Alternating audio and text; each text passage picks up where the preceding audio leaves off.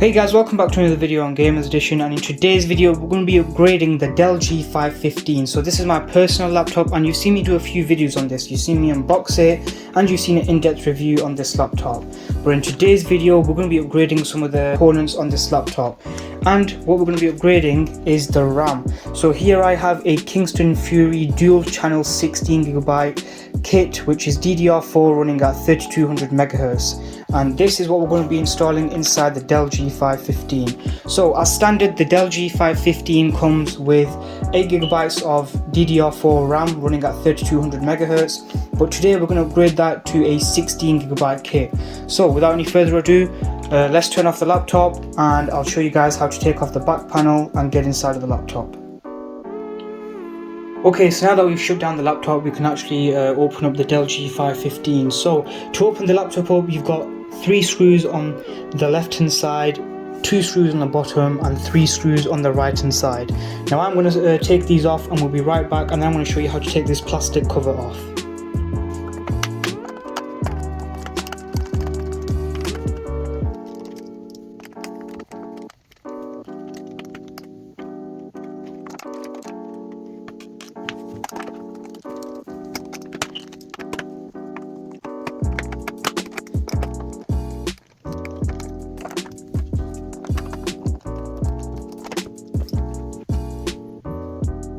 Okay, so now that we've taken all the screws off, one quick thing to mention is the only screws that come out are the 2 bottom ones that you see right here and the 2 top ones. The other 4 that are still in actually have a plastic clip which keeps them in, so all you have to do is loosen them until you hear this clicking sound, which I'm about to show you now. When you hear that clicking sound, that means these 4 screws that are here are loose enough for the panel to come off. Okay, so for the panel to come off now, you should have either this corner or this corner lifted up. Now on my laptop, this corner has already lifted up, and if it hasn't lifted up, find something like find a plastic tool or anything that isn't metal like this and use it to slowly and gently pry up from the corners. So mine's already open, so I can just pry up with it like this, very carefully, not to snap anything. And be very careful, because I'm pretty sure they don't sell replacement parts for the back of the laptop, so be very careful because you don't want to damage anything. There we are. Now, because mine has been off quite a few times, the actual way that this panel will come off is once it's lifted up, you're going to want to pull it back towards you because it's got these little tabs here. Okay, so here you can see the tabs which will be making that sound. And now we can put this to the side. Okay, so here we have the Dell G5's components and internals, and here you can see are our RAM slots. So let's get you a close-up. So here's a close-up of what we're going to be upgrading today. So you can see there's this sticker here, but that won't mess with anything that we're doing. Now I'm going to show you guys how to take this RAM out. So it's pretty simple. You just got to be very gentle with it. So you can see these 2 metal clips on the side here. All you're going to want to do simply is push one of them out. Make sure you're holding the RAM with one finger because you don't want it to pop out and shoot somewhere. So we've loosened one and you can see it's holding there on the edge, unlike this one, and we're going to do the same here. Very careful, and you can see both are out, and now if we slowly let go and push it up just a little bit, it should pop out like that, and then we simply just remove it. And here you can see that this was an 8GB kit running at 3200 MHz. So this we can now put to the side, and we're now going to unbox the Kingston Fury 16GB kit and install this. We're also going to be looking at the performance changes in this video. However, for a before comparison, you're going to want to go to my in-depth review, which I'm going to link in the top right hand corner, just to keep this video nice and short. Okay, so now I have the RAM out of the box. Let's just get this to quickly focus. Here we have the RAM out of the box, and now we're going to install it. And just as uninstalling the RAM, the installing process is also pretty simple, so let me show you how to do that as well. So you're going to want to grab your first stick of RAM. They're not labelled. You can put in any order because there is only 2 slots. So I guess we're just going to flip it over. So we flip it over, Make sure that line matches with the line that's in the RAM. You're going to insert it. Try not to be too hard with it, and look, and as you guys can see now, let's just zoom in a bit. You can see there's no gaps here. I'll just do that one more time for you guys. So there it is, and you can see there's a small gap. Now we're going to fully insert it. There we are. Let's zoom back out. And now we're going to press it down and it should clip in. And there we are, the RAM is fully clipped in and it's ready now. You can give it a little push. Be gentle with it though, because you don't want to break anything. And that is installed. Now we're going to get the second one and do the exact same thing. So we're going to slot it in. Be very careful. Make sure the lines match up.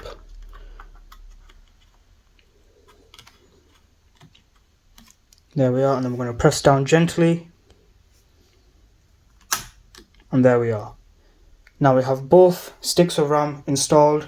Now let's put the back panel, I was going to call it. Let's put the plastic piece back on, and we'll go back into the OS. Well, we'll jump back into Windows and see how this performs, having 16 gigabytes rather than 8 gigabytes. Okay, so I've just finished up buttoning this thing up. Now let's turn this on and actually see if it comes on, and rinse Windows. So let's just quickly sort this out. And we are now inside of Windows. So everything boots up perfectly fine. Let's jump into Device Manager real quick. Head to Performance, Memory, and as you guys can see, we now have 15.4 gigabytes, which is basically 16. So we have 16 gigabytes, and it says slots used. Let's actually zoom you guys in so that you guys can see as well. Let's focus. You guys can see here slots used 2 of 2 SO-DIMM RAM. How much is available? 10, well 11, 12 GB at least is available. 3.6 is being used, and the speed should be somewhere here as well. There we are. RAM speed 3200 megahertz. Now let's jump into a few games. Now one game in specific that I want to test with this is Forza Horizon 5, because every time I played that game on this laptop, I actually got a warning sign at the top of the screen saying low memory bandwidth, and I double checked. Well, I checked what it was asking. It wasn't saying that the 3050 in this laptop, the RTX 3050, has low memory bandwidth. It was actually saying the memory of the laptop, the RAM, had low memory bandwidth. So let's see if we fix that problem by installing a 16 gigabyte kit. Okay, so now the laptop plugged in, so it can go into its highest performance mode as soon as we turn Forza Horizon 5 on, and let's do that right now and see what changes there are. Now, some things we should notice is the FPS going up. There should be less lag, less latency, and the overall gameplay should be a lot smoother because of there being more memory, and we're going to find out shortly. Now usually, not usually, but with the 8GB DDR4 stick I had in before, which was also running at 3200 megahertz, I was getting around 40 to 45 FPS. So if we can get an increase in FPS, that would be amazing, and if we could get the gameplay to play a lot smoother, that would also be really good. Now we've got some problems here which I'm going to fix, and I'll meet you guys when we're in Forza. One more thing I hope that the RAM fixes is the loading times. Now usually, it probably happens to you guys too. You probably play this game. Sometimes when you turn Forza on and you click the continue button and you're going into the actual game, it'll actually show that optimizing the gameplay for you. So hopefully that takes less time for it to do, because usually it takes around 10 minutes for it to do. I know that's quite a long time, but it did have just 8 gigabytes, and Forza does say on the specification page that the minimum amount of RAM you need is 12 gigabytes, which will pop up on the screen right now. So hopefully this fixes that problem, and as you guys can see, we don't have that message here, the optimizing message. It's just straight away loaded into Forza. So already that's a big difference, and in the loading screen we're getting around above 45 FPS. So unfortunately guys, the clip you're about to watch of me playing Forza Horizon 5 is completely useless because after playing Forza Horizon 5 before going into Need for Speed Heat, I found out that the laptop wasn't running on its latest graphics drivers. So for the Need for Speed Heat clip, it is running on the latest graphics drivers, however for Forza Horizon 5 it was not. Hence why after unlocking the FPS to 120, it was only getting 70 to 80 FPS. However, after doing the graphics update, the good news is we were getting a lot more FPS. We were averaging 90 to 100 FPS in most areas, including where the Horizon main stage event is and where inside the small town that is on the map. Inside there we were also getting in between 90 to 100 FPS, and in some areas achieving a full 120 FPS, which, as you guys know, this 120 FPS, sorry, not 120 so we're getting a solid FPS, 45 120 hertz screen. So with the FPS being in between 90 to 100 and 120 FPS in some areas, overall it was the gameplay was very nice compared to when there was only 8 gigabytes of RAM. With the 8 gigabytes of RAM we were averaging around 40 to 50 FPS. So just by that you guys should be able to tell how much the RAM increased the performance.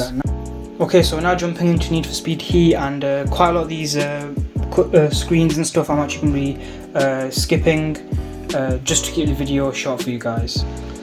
Okay, so we're now inside Need for Speed. Let's get this thing loaded. So the cut screens are already a lot more fluid.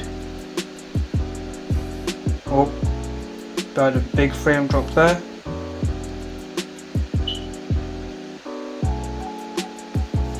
Play solo. And we'll have to check if this game has an FPS counter or not. Jump into settings. We are on graphics.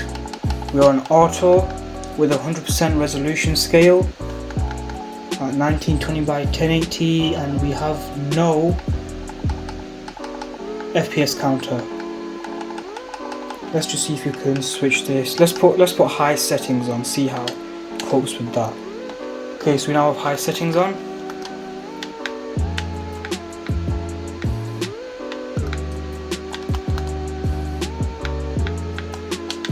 I'm in an all-wheel drive car which doesn't drift very well, so I'm going to try really hard to get some smoke coming out the back of this. Oh, okay, not bad, it's handling it perfectly fine. Let's go into the city real quick. Inside the city now, and as you guys can see, it's very, very smooth. So if I do have some before gameplay, I'm going to put that on the screen right now, but before this it was 30 FPS gameplay. Even with it plugged in it'd be around 40, but as some of you guys know who probably run setups like that, even 40 FPS isn't that smooth. It's pretty much 30 FPS even when it's at 40, but so far very smooth gameplay, and we do have it on the high settings still, as you guys can see. Let's just quickly turn that up to ultra and see how it handles there. So we should expect some stuttering here. Oh, we did. Small frame drop as we did that U-turn there. Another small frame drop.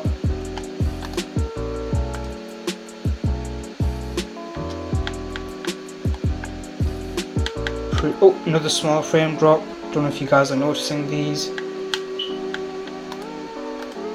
Oh, there's a bit of tearing on the sides at the top.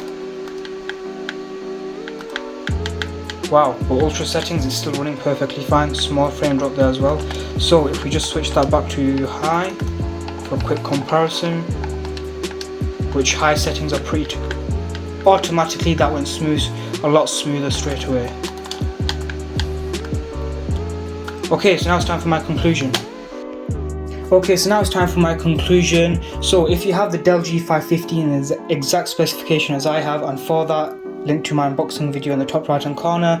If you have the same laptop as me and you want it for the same price as me, then definitely invest in this Kingston 16GB 3200 MHz DDR4 RAM kit, because this is 100% worth it. There's quite a lot of FPS gain, and the gameplay in both games, Forza Horizon 5 and Need for Speed Heat, was a lot more smoother. So I highly recommend you get a kit like this for your Dell G5 15, unless it's already got the 16GB kit in. Imagine all the Chrome tabs you can open with this, just imagine. you'll be able to open probably another 1,000 more Chrome tabs with this thing in. I'm only joking with you guys, but if you like what we do around here, don't forget to drop a like and subscribe, and I'll see you guys in the next video.